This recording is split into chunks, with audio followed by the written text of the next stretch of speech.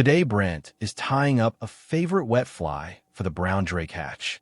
Swinging wet flies is a fun and productive technique that many anglers have not explored to their full potential.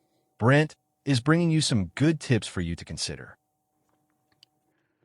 Well, good day and welcome to another segment on the bench. Today we're going to be talking about fishing and tying wet flies. Wet flies, in my opinion, have kind of lost some of their flavor over the years. They've been around for hundreds of years, and right when fly fishing first started, you're going to see a lot of beautiful English style wet flies, for example, or Eastern flies. They were fished by these old timers consistently, and they produced a lot of fish. We're missing out a lot, I believe. You're going to look in a lot of fly boxes. In my opinion, you'll see nymphs and maybe dry flies. But we don't see a lot of wet flies being swung in the current as much. Now, it's a great method. I really enjoy fishing wet flies. I just wanted to bring this up. The wet fly is actually the stage in between the nymph and the dry fly, so it's a very vulnerable time of the insect. You'd be able to extend your day out a little bit longer, instead of waiting for the hatch.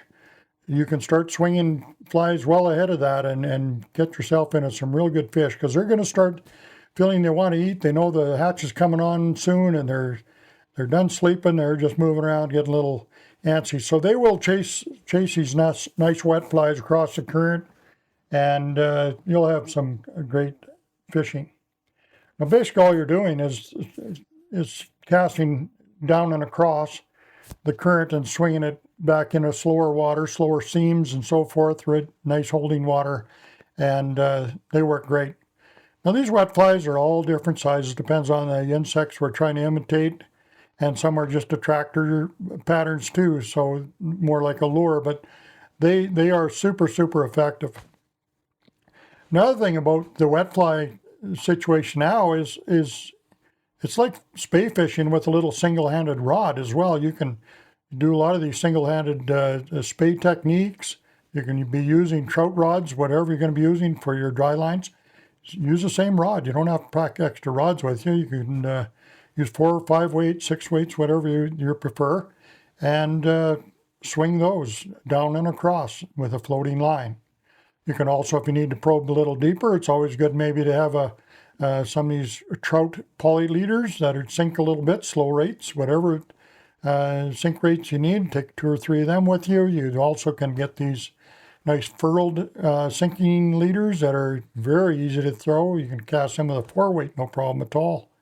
So it's a lot of fun down and across with these wet flies. So let's go to the bench here. I want to tie up one of my favorite little brown drake flies. It's not a little fly, it's actually a large wet fly in opinion, but it's to kind of give you an idea, to keep it kind of generic in some ways.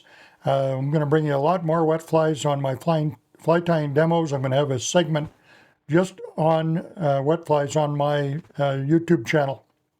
I'm going to expand that because I feel there's a lot of anglers that are really missing out, and I would like to have your feedback on that too, because get in the water, give it a go, and I'm sure you're going to be very happy that you did. You don't need any different equipment. It's just a different technique and different flies that I think you'll really enjoy. So let's get to the vise and tie up a brown drake. Well, here we are with the little brown drake. I've got a more natural colored one in the vise here, and the one I have showing you here on my clip is a little blinged out. I've got some red holographic butt on there and also some red thread on the head. We'll tie that one up a little prettier than this other one, but they both work very well. I use them in different situations. All right, we get a hook in the vise here. We're going to be using a size 8 living nymph hook. Got a nice curved hump to it. And we're going to be using some pearl mylar on the tag for the plain one, and on this red one I'll be using some red holographic flash here, tinsel for the butt. And you can go to pearl if you think that's too bright. You can tie it the way you like, but this is a little way. I'll coat that with some Solarez bone dry. Just hit her with my torch. Then we'll come in what we're going to be using for Hackles is all found here on the partridge skin. So at the back here we got some of them long feathers right by the tail. And I'll use those for the tailing material. You'll see that here. As we go along, we'll clip that center one out and won't swim. We want just nice, soft, speckled tailing fibers, and they are quite long. Then I'll use some heavy March Brown Semperfly wire for the rib. Tie that on the far side. Throw a half hitch in here. Then I'll bring in my Prism dubbing here. That's synthetic living fibers is what that stands for. And this is all done in hare's ear color.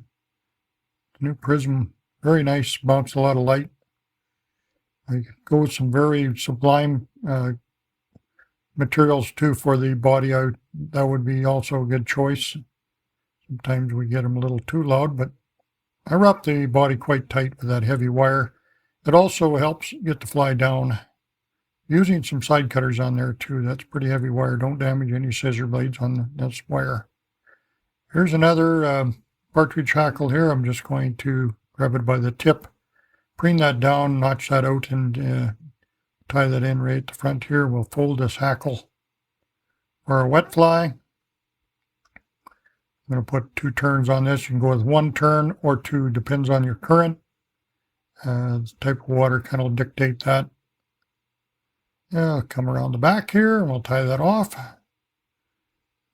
And we'll build ourselves a pretty nice head here. You want to maybe be using a turtle knot on this for it'll follow right in behind your leader really nice when it tracks your fly line and leader straight across the current. Then we'll just finish that with some Solarez bone dry in the front here. Ultra thin, cooked on with a torch. And you got the brown Prism is what I call this fly. It's a great little bug. And there's the plain version right there. So both have their spot. Make sure you get some of these in your fly box and get to swinging some great wet flies. Thanks for watching Brent's fly fishing instructional series. He can be found on Brent's YouTube channel and Sport Fishing on the Fly.